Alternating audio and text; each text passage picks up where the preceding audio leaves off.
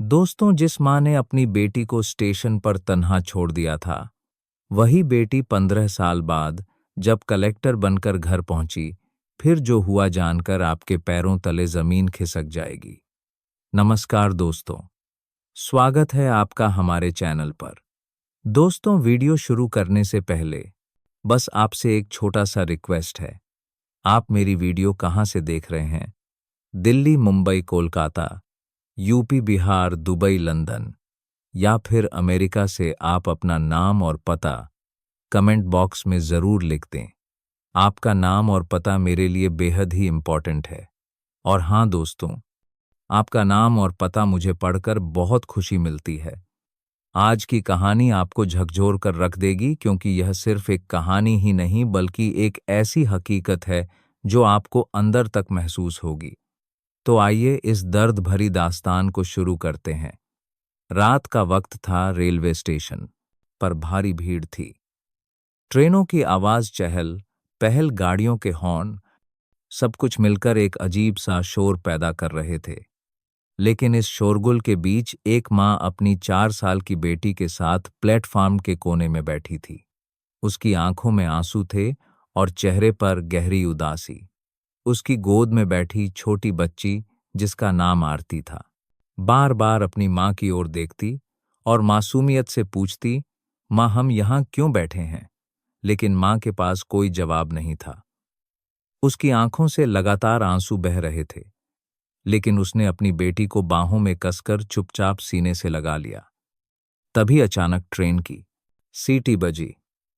माँ ने अपनी आंखें पोंछी, आरती के सिर पर हाथ फेरा, फिर उसके छोटे छोटे नन्हे हाथों में एक चॉकलेट रख दी।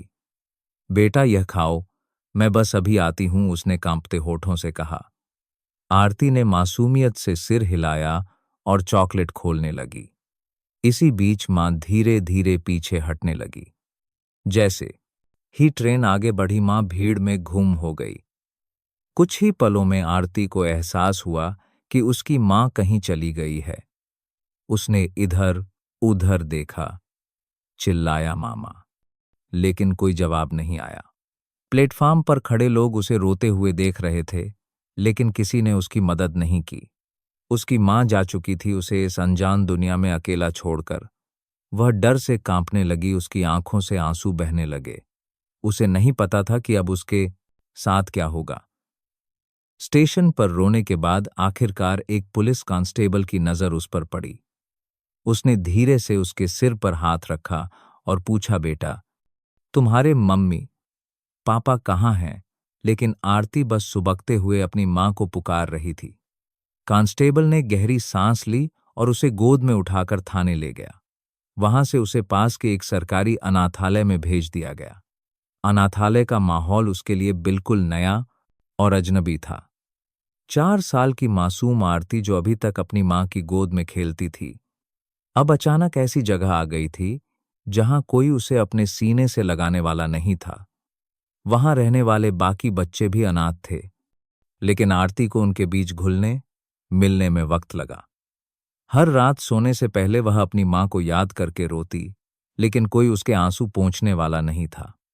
यहां जिंदगी आसान नहीं थी। सुबह जल्दी उठना, साफ सफाई करना कड़े, अनुशासन में रहना, यह सब उसे बर्दाश्त करना पड़ रहा था। अगर कोई गलती करता तो उसे सजा मिलती। आरती को शुरू में समझ नहीं आता था कि यह सब क्यों हो रहा है। वह बस यही सोचती थी कि उसकी मां उसे छोड़कर क्यों चली गई। क्या वह उससे प्यार नहीं करती थी? क्या वह इतनी बुरी थी कि उसकी मां उसे साथ नहीं रखना चाहती थी? यह सवाल हर रात उसे तड़पाते, लेकिन कोई जवाब नहीं मिलता। धीरे धीरे आरती ने महसूस किया कि अब उसे अपनी जिंदगी खुद बनानी होगी। उसे एहसास हुआ कि वह दूसरों पर निर्भर नहीं रह सकती। उसे खुद को इतना मजबूत बनाना होगा कि एक दिन उसकी मां खुद उससे मिलने आए। उसे अब पढ़ाई में रुचि आने लगी। वह अपने स्कूल में सबसे तेज थी।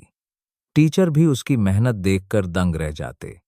एक दिन अनाथालय में एक सामाजिक कार्यकर्ता आईं। उन्होंने देखा कि आरती पढ़ाई में बहुत अच्छी है।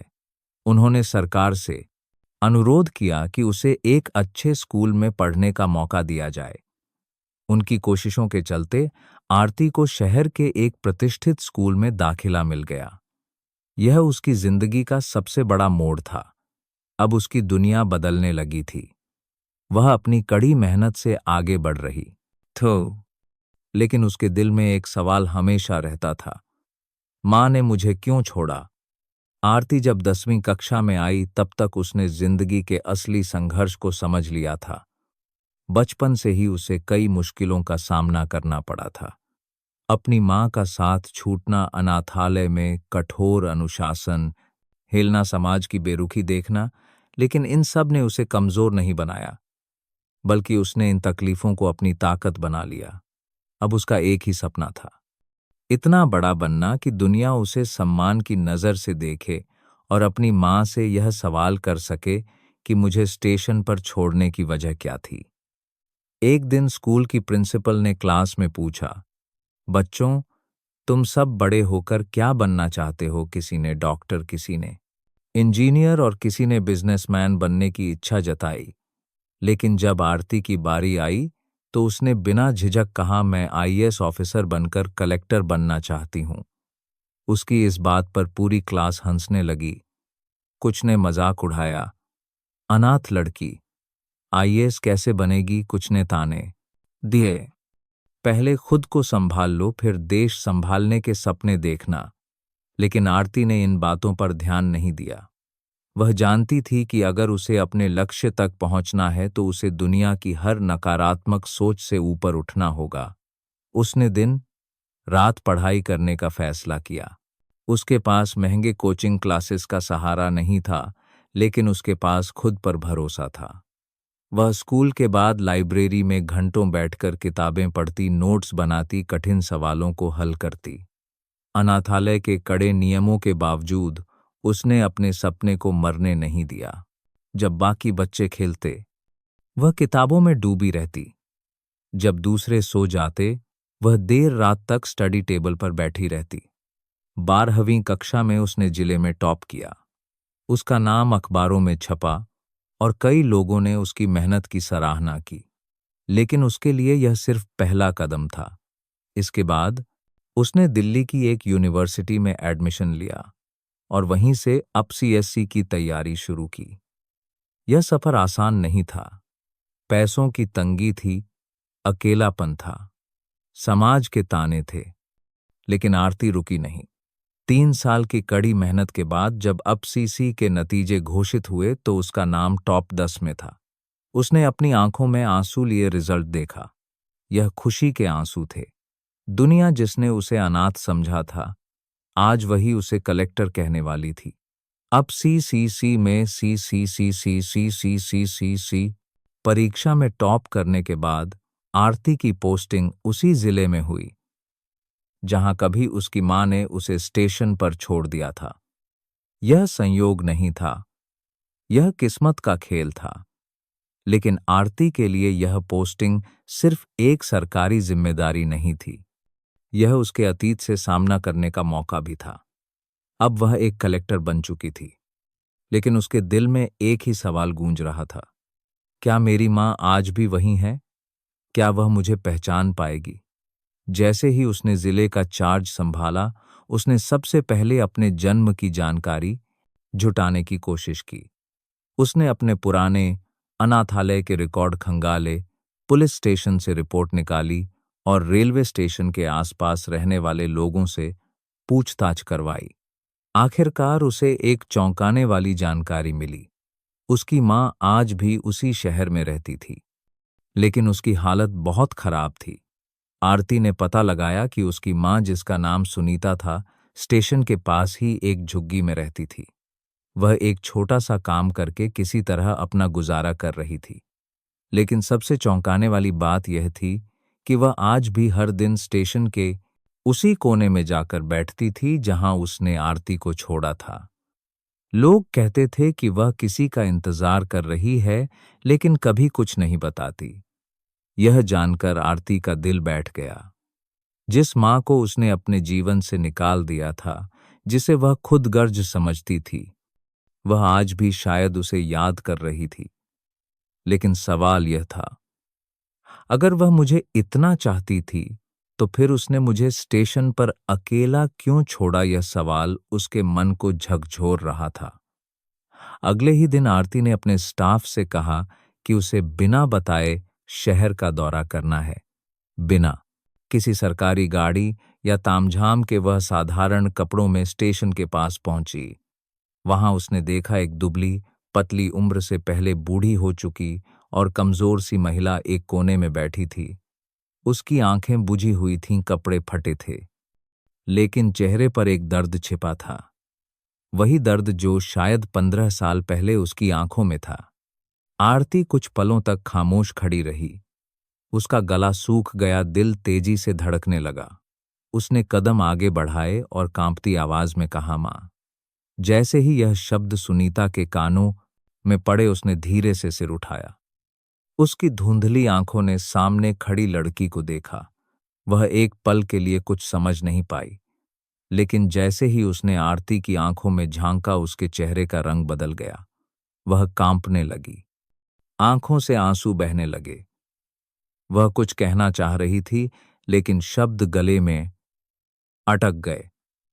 आरती के मन में एक ही सवाल था, मुझे स्टेशन पर छोड़ने की वजह क्या थी? और अब इस सवाल का जवाब उसकी मां को देना था। आरती की आवाज सुनते ही सुनीता कांप उठी। उसकी आंखों से आंसू गिरने लगे। वह किसी छोटे बच्चे की तरह सिसक रही थी। इतने सालों बाद अपनी बेटी को सामने देखकर उसकी भावनाएं बेकाबू हो गई थीं। वह कुछ कहना चाह रही थी, लेकिन उसके होंठ कांप रहे थे। उसका शरीर कमजोर हो चुका था और शब्द जैसे गले में अटक गए थे। आरती वहीं उसके सामने घुटनों के बल बैठ गई। मां, मुझे स्टेशन पर क्यों छोड़ा था? उसकी आवाज में दर्द था, सवाल था, और एक उम्मीद थी कि उसे आज अपने बचपन की सबसे बड़ी सजा का जवाब मिलेगा। सुनीता की आंखों में पछतावे की लहरें उमड़ पड़ीं। उसने कांपते हुए आरती के चेहरे को अपने कांपते हाथों से छूने की कोशिश की, लेकिन झिझक रही थी। आज उसकी बेटी कलेक्टर बन चुकी थी और वह खुद एक बेसहारा औरत। क्या वह अपनी बेटी को छूने लायक भी थी? बेटा, सुनीता ने बहुत मुश्किल से बोलना शुरू किया, मैंने तुझे छोड़ा नहीं था, मैंने तुझे बचाया था। आरती चौंक गई। उसने अपने आंसू पोंछे और सुनीता की आंखों में देखा। बचाया किससे मां? सुनीता ने गहरी सांस ली और 15 साल पुरानी एक भयानक कहानी कहनी शुरू की। तेरा पिता बहुत ही निर्दयी इंसान था। वह शराबी था, जुआरी था और बायलात। पुरानी एक भयानक कहानी कहनी शुरू की। अक्सर मुझ पर हाथ उठाता था। जब तू पैदा हुई तब मुझे लगा कि अब सब ठीक हो जाएगा, लेकिन वह और ज्यादा गुस्सैल हो गया। उसे बेटा चाहिए था, बेटी नहीं। जब तू 4 साल की थी तो उसने तुझे मारने की धमकी दी। आरती का दिल धड़कने लगा। उसने कभी नहीं सोचा था कि उसकी जिंदगी के पीछे इतना कड़वा सच छिपा होगा। उस रात जब मैंने तुझे स्टेशन पर छोड़ा, वह दरअसल मेरी आखिरी उम्मीद थी, सुनीता ने रोते हुए कहा। तेरा पिता तुझे मारने के लिए घर आया था। मुझे पता था कि अगर मैं तुझे अपने साथ रखूंगी तो वह हम दोनों को मार देगा। इसलिए मैंने तुझे बचाने के लिए स्टेशन पर छोड़ दिया, इस उम्मीद में कि कोई अच्छा इंसान तुझे अपना लेगा। मैं तुझे वापस लेने आई थी बेटा, लेकिन जब तक मैं लौटी तू वहां नहीं थी। आरती का दिल जोर से धड़कने लगा, उसकी सांसें तेज हो गईं। तो क्या उसकी मां ने उसे छोड़ा नहीं था, बल्कि उसकी जान बचाने के लिए ऐसा किया था? लेकिन अब सवाल यह था, उसके पिता कहाँ थे? क्या वह अब भी जिंदा था? और क्या उसने कभी आरती को ढूंढने की कोशिश की? आरती के दिमाग में सवालों का तूफान उठ चुका था।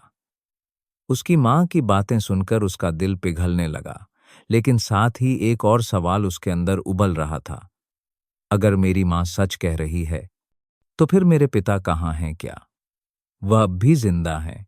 और अगर वह इतने ही क्रूर थे, तो क्या उन्होंने मुझे कभी ढूंढने की कोशिश नहीं की? आरती ने अपनी मां के हाथ थामे और गहरी सांस लेते हुए पूछा, मां, क्या वह अब भी जिंदा है? सुनीता का चेहरा डर से सफेद पड़ गया। उसने घबराकर इधर उधर देखा, जैसे कोई छुपा हुआ खतरा अभी भी उसके सिर पर मंडरा रहा हो। फिर उसने कांपते हुए कहा, हाँ, वह अब भी जिंदा है और तुझे ढूंढने की कोशिश भी की थी। यह सुनते ही आरती की आंखें चौड़ी हो गईं। क्या उसकी आवाज तेज हो गई? उसने मुझे ढूंढने की कोशिश की थी, लेकिन क्यों जब उसने खुद ही मुझे मारने की धमकी दी थी, तो फिर अचानक से मुझे खोजने की क्या जरूरत पड़ गई? सुनीता ने दर्द भरी सांस ली और बोली, बेटा, जब तू अनाथालय में थी, तब उसने बहुत कोशिश की कि तुझे वापस पा सके, लेकिन उसकी मंशा ठीक नहीं थी। वह तुझे इसीलिए नहीं ढूंढ रहा था कि वह तुझसे प्यार करता था, बल्कि इसलिए क्योंकि उसे पैसों की जरूरत थी। आरती का दिमाग सन्न रह गया। पैसों की जरूरत? हाँ, सुनीता ने सिर झुकाते हुए कहा। तेरे पिता की शराब और जुए की लत इतनी बढ़ गई थी कि वह पूरी तरह कर्ज में डूब चुका था। उसने अपनी सारी जमीन, घर और गहने बेच दिए थे। जब उसके पास कुछ नहीं बचा तो उसने तुझे बेचने की योजना बनाई। आरती की सांसें थम गईं, उसके रोंगटे खड़े हो गए। हाँ बेटा, सुनीता ने रोते हुए कहा, उसने एक बार मुझसे कहा था कि वह तुझे किसी अमीर आदमी के घर नौकरानी के तौर पर बेच देगा और अगर उन्हें तू पसंद आई तो वे तुझे गोद भी ले सकते हैं। लेकिन मैं जानती थी कि यह सिर्फ एक बहाना था। वह तुझे बेचकर बस अपने कर्ज उतारना चाहता था। आरती का पूरा शरीर गुस्से और दर्द से कांपने लगा। उसे विश्वास नहीं हो रहा था कि वह जिस पिता के बारे में कभी सोचती भी नहीं थी, उसने उसकी जिंदगी को इस हद तक बर्बाद करने की कोशिश की थी। तो फिर क्या हुआ मां? उसने मुझे क्यों नहीं ढूंढ पाया? सुनीता ने आंसू भाद करने की कोशिश की थी, पोंछते हुए कहा, भगवान का शुक्र है कि अनाथालय ने तुझे किसी को गोद नहीं दिया और तुझे सुरक्षित रखा। लेकिन जब तेरा पिता तुझे पाने में नाकाम रहा तो वह और गुस्से में आ गया। वह मुझे मारने आया था। उस दिन मैंने किसी तरह भागकर अपनी जान बचाई और स्टेशन के पास छिप गई। आरती अब तक सब कुछ समझ चुकी थी। उसकी मां ने उसे सिर्फ इसलिए नहीं छोड़ा था क्योंकि वह मजबूर थी, बल्कि इसलिए कि उसकी जान बचानी जरूरी थी। लेकिन अब सवाल यह था, क्या उसका पिता अभी भी उसी शहर में था? और अगर हां, तो क्या वह अब भी उतना ही खतरनाक था? आरती जान चुकी थी कि यह कहानी यहीं खत्म नहीं हुई थी। अभी कुछ और छुपे हुए राज सामने आने बाकी थे। आरती की आंखों में अब नफरत और जिज्ञासा दोनों झलक रहे थे। उसे अब अपने पिता के बारे में पूरी सच्चाई जाननी थी। क्या वह अब भी जिंदा था? अगर हां, तो क्या वह अब भी वैसे ही क्रूर और स्वार्थी था या फिर समय ने उसे बदल दिया था? उसने तुरंत अपने सचिव से कहा, मुझे इस शहर में रहने वाले एक व्यक्ति के बारे में पूरी जानकारी चाहिए। उसका नाम है रामनारायण। उम्र लगभग 55 से 60 साल होगी। एक समय पर वह शराब और जुए का आदी था।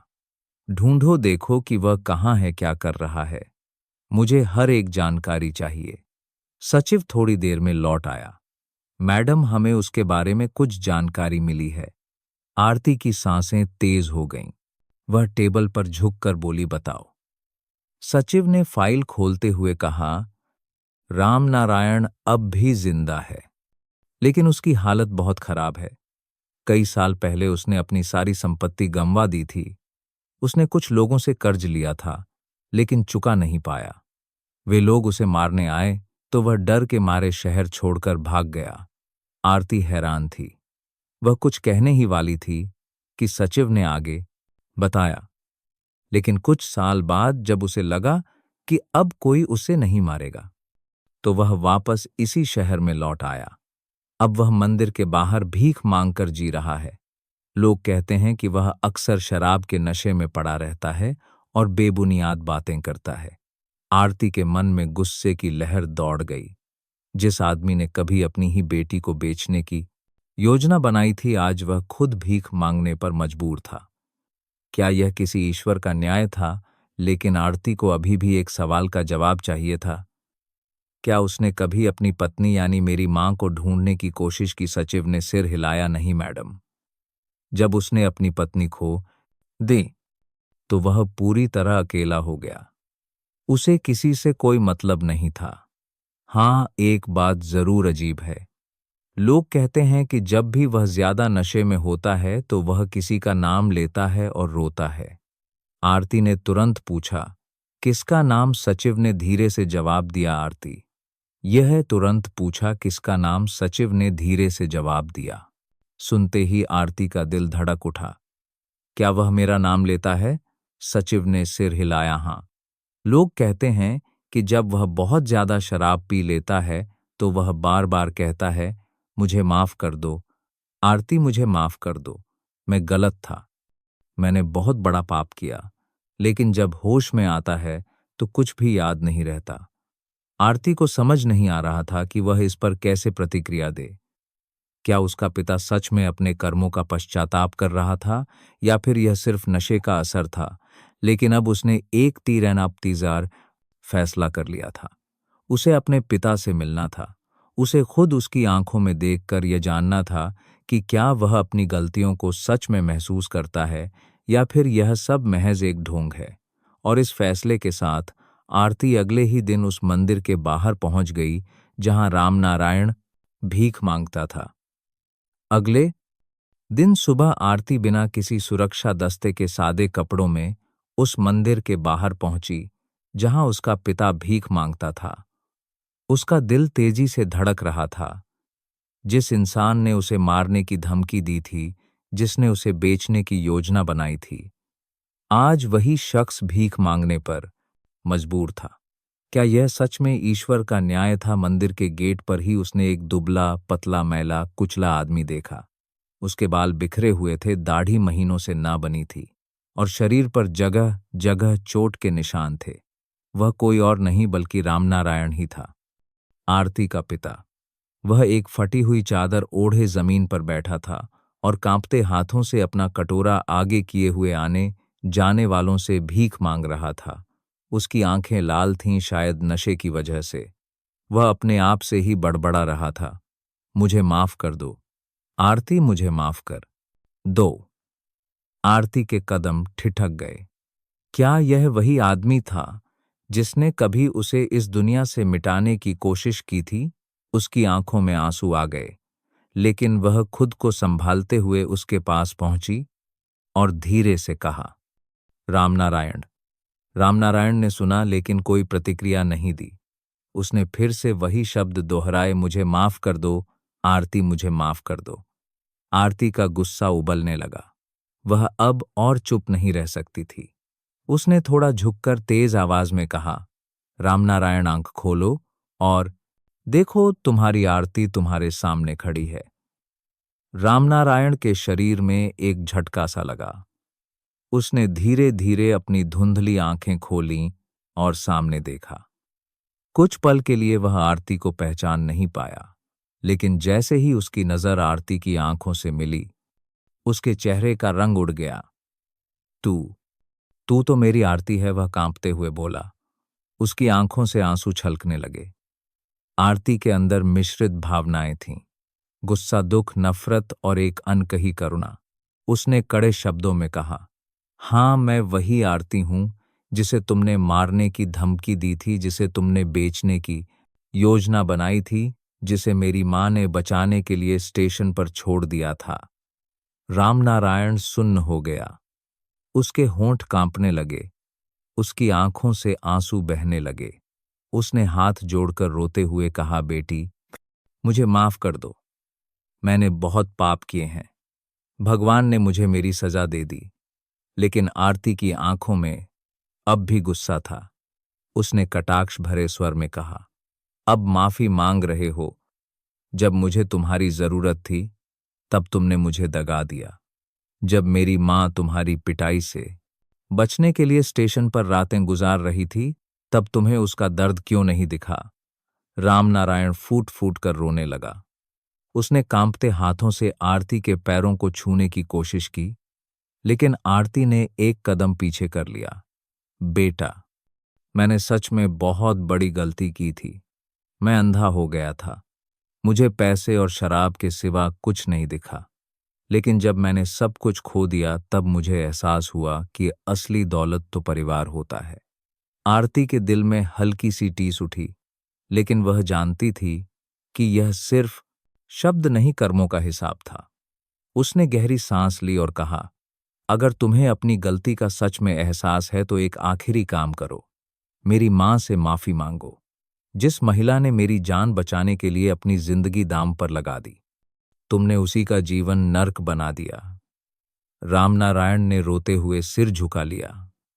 उसने कांपती आवाज में कहा, हाँ, मैं सुनीता से माफी मांगूंगा, लेकिन क्या वह मुझे माफ करेगी? अब समय आ गया था कि रामनारायण का सामना अपनी पत्नी से हो। क्या सुनीता उसे माफ करेगी, पाएगी, या फिर वह अपने अतीत की पीड़ा से आगे नहीं बढ़ पाएगी? रामनारायण की आंखों में पछतावे के आंसू थे, लेकिन आरती के दिल में अब भी दर्द था। वह जानती थी कि एक मुझे माफ कर दो कह देने से वह सारे जुल्म मिट नहीं सकते जो उसकी मां ने सहे थे। लेकिन फिर भी वह चाहती थी कि उसकी मां अपने अतीत के बोझ से मुक्त हो जाए। इसलिए उसने फैसला किया कि वह रामनारायण को अपनी मां के सामने ले जाएगी। उसी शाम को आरती रामनारायण को लेकर अपने घर पहुंची। सुनीता अपने कमरे में बैठी भगवान की पूजा कर रही थी। जब दरवाजे पर दस्तक हुई, जैसे ही उसने दरवाजा खोला, उसके सामने वही चेहरा था जिसे वह कभी भूल नहीं सकती थी, रामनारायण। सुनीता के चेहरे का रंग उड़ गया। उसकी आंखों में डर और गुस्से का मिश्रण था। उसने एक कदम पीछे हटते हुए कहा, यह यहां क्या कर रहा है? आरती ने उसकी ओर देखा और शांत स्वर में कहा, मां, यह माफी मांगने आया है। सुनीता की आंखों में आंसू आ गए, लेकिन वह अब भी कठोर बनी रही। उसने कांपते हुए कहा, जिस आदमी ने मेरी बेटी को बेचने की कोशिश की, जिसने मुझे बेरहमी से पीटा, जिसने हमें इस दुनिया में बेसहारा छोड़ दिया, वह आज माफी मांगने आया है। रामनारायण ने रोते हुए अपने कांपते हाथ जोड़े और कहा, सुनीता, मैं जानता हूं कि मैंने जो किया वह अक्षम्य है, लेकिन जब मैंने अपनी बेटी को खो दिया, जब मैंने सब कुछ गंवा दिया, तब जाकर मुझे एहसास हुआ कि असली दौलत क्या होती है। मैं अपनी गलतियों का प्रायश्चित करना चाहता हूं। मैं तुमसे माफी मांगना चाहता हूं, लेकिन अगर तुम मुझे माफ नहीं कर सकती तो मैं उसे भी स्वीकार करने के लिए तैयार हूं। बस एक बार मेरे दिल की बात सुन लो। सुनीता की आंखों में आंसू छलक पड़े। उसने कांपते होंठों से कहा, अगर माफी इतनी आसान होती तो इस दुनिया में कोई भी पापी नहीं कहलाता। आरती समझ सकती थी कि उसकी मां के लिए यह कितना मुश्किल था। उसने धीरे से सुनीता के कंधे पर हाथ रखा और कहा, मां, तुमने मुझे बचाने के लिए अपनी जिंदगी कुर्बान कर दी, लेकिन क्या तुम चाहती हो कि यह दर्द तुम्हारे अंदर हमेशा बना रहे? माफ कर देना कमजोरी नहीं होती, बल्कि यह तुम्हें और मजबूत बनाता है। सुनीता की आंखों से आंसू बहने लगे। उसने धीरे धीरे रामनारायण की ओर देखा। उसने सोचा कि यही आदमी था जिसने उसकी जिंदगी नर्कमांसू बहने लगे बना दी थी। लेकिन अब यह टूट चुका था, बिखर चुका था। कुछ पलों की खामोशी के बाद सुनीता ने गहरी सांस ली और धीरे से कहा, मैं तुम्हें माफ करती हूं, लेकिन सिर्फ इसीलिए नहीं कि तुमने माफी मांगी, बल्कि इसलिए कि मैं अपने दिल का बोझ हल्का करना चाहती हूं। रामनारायण फूट फूट कर रोने लगा। वह सुनीता के पैरों में गिर गया, लेकिन उसने उसे सहारा देकर उठा लिया। लेकिन तभी सुनीता ने गंभीर स्वर में कहा, माफी देने का मतलब यह नहीं कि मैं तुम्हें अपने घर में जगह दूंगी। जो बीत गया उसे मैं दोबारा अपने जीवन में नहीं लाना चाहती। लेकिन अगर तुम सच में सुधरना चाहते हो तो अपने पापों का प्रायश्चित करो। किसी अनाथालय में जाओ, सेवा करो, अपना बाकी जीवन अच्छाई में बिताओ। रामनारायण ने सिर झुका लिया। वह जानता था कि सुनीता का यह निर्णय सही था। उसने कांपती आवाज में कहा, हाँ, मैं ऐसा ही करूंगा। इसके बाद रामनारायण ने एक बड़ा फैसला लिया। वह शहर छोड़कर एक अनाथालय में सेवा करने चला गया। जहां उसने अपने बाकी जीवन को अनाथ बच्चों की मदद में समर्पित करने की कसम खाई। सुनीता और आरती ने भी अब अपने अतीत को पीछे छोड़ने का फैसला किया। लेकिन क्या सच में यह कहानी यहीं खत्म हो गई थी, या फिर कुदरत ने इसके लिए कोई और मोड़ बचाकर रखा था? समय बीतता गया। आरती अपनी मां सुनीता के साथ एक नई जिंदगी की ओर बढ़ गई। उसने अपने अतीत के अंधेरे को पीछे छोड़ दिया था, लेकिन उसकी आत्मा में एक नई शक्ति जाग चुकी थी। वह जानती थी कि जीवन ने उसे सिर्फ एक कलेक्टर बनने के लिए नहीं, बल्कि एक मिसाल कायम करने के लिए यहां तक पहुंचाया था। रामनारायण, जिसने कभी अपने ही परिवार को धोखा दिया था, अब अनाथ बच्चों की सेवा में अपना जीवन समर्पित कर चुका था। उसने हर दिन अपने कर्मों का प्रायश्चित किया। वह बच्चों को पढ़ाता, उनकी देखभाल करता और उनकी जरूरतें पूरी करने की कोशिश करता। अनाथालय के लोग उसे बाबाजी कहकर बुलाने लगे थे। अब वह सिर्फ अपने अतीत का बोझ उठाने वाला इंसान नहीं था, बल्कि दूसरों के लिए उम्मीद की एक किरण बन चुका था। एक दिन किस्मत ने फिर से एक नया मोड़ लिया। एक सरकारी प्रोजेक्ट के निरीक्षण के लिए आरती एक अनाथालय पहुंची। जब वह अंदर गई तो उसकी नज़र एक बूढ़े व्यक्ति पर पड़ी जो बच्चों को पढ़ा रहा था। उसने गौर से देखा, यह रामनारायण था। वह सफेद कुर्ता पाजामा पहने, सिर पर सफेद टोपी लगाए एक बच्चे को गोद में बिठाए हुए था। उसकी आंखों में सुकून था, लेकिन जब उसकी नज़र आरती पर पड़ी तो वह कुछ पल के लिए स्तब्ध रह गया। आरती कुछ देर तक चुप रही, फिर धीरे से बोली, तो तुमने सच में अपनी जिंदगी बदल ली? रामनारायण की आंखों में आंसू आ गए।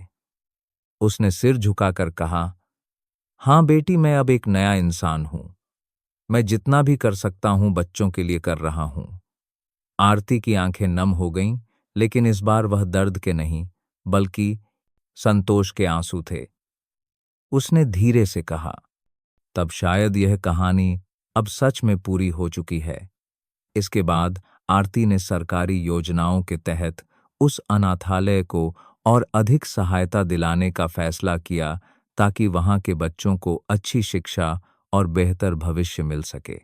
आज आरती सिर्फ एक कलेक्टर नहीं थी, बल्कि लाखों लोगों के लिए प्रेरणा बन चुकी थी। उसकी कहानी यह सिखाती थी कि इंसान अपनी परिस्थितियों का गुलाम नहीं होता। अगर वह चाहे तो अपनी किस्मत खुद लिख सकता है।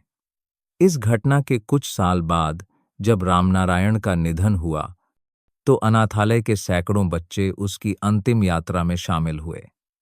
वह व्यक्ति जो एक समय अपनी ही बेटी का सौदा करने को तैयार था, अंत में उन बच्चों का पिता बन चुका था जो किसी के अपने नहीं थे। कहानी का संदेश, बुरी से बुरी परिस्थिति भी इंसान को रोक नहीं सकती अगर वह खुद को बदलने का फैसला कर ले। दोस्तों, यह कहानी सिर्फ एक लड़की की नहीं, बल्कि हर उस इंसान की है जिसने अपने हालातों से हार मानने के बजाय अपनी तकदीर खुद लिखी। आरती के साथ जो हुआ वह दर्दनाक था, लेकिन उसने खुद को कभी कमजोर नहीं समझा। उसने अपनी तकलीफों को अपनी ताकत बना लिया, और आज वह सिर्फ एक कलेक्टर नहीं, बल्कि लाखों लोगों के लिए एक मिसाल बन चुकी है। अगर यह कहानी आपको छू गई तो इसे अपने दोस्तों और परिवार के साथ जरूर शेयर करें। कमेंट अकारे तोसांड नो से में बताइए, क्या आपको भी लगता है कि मेहनत से इंसान अपनी जिंदगी बदल सकता है? वीडियो को लाइक करें, चैनल को सब्सक्राइब करें, और इस तरह की और भी जबरदस्त कहानियों के लिए बेल आइकन दबाएं। मिलते हैं अगली कहानी में। तब तक याद रखिए, मुश्किलें चाहे कितनी भी आएं, अगर हौसला बुलंद हो तो इंसान अपने सपनों को हकीकत बना सकता है। अब मुझे दीजिए इजाजत, मिलते हैं नेक्स्ट वीडियो में। जय हिंद, जय भारत। कमेंट्स में बताइए कि आप सब यह वीडियो कहां से देख रहे हैं। आपको यह कहानी कैसी लगी, यह भी हमें जरूर बताइएगा। मेरी यही दुआ है कि आप सब जहां भी रहें, हमेशा खुश और सलामत रहें। और हाँ, अगर आपके पास भी कोई ऐसी ही दिलचस्प कहानी है तो कमेंट्स में सबके साथ शेयर करना न भूलें। हम सब आपकी कहानी सुनना चाहेंगे।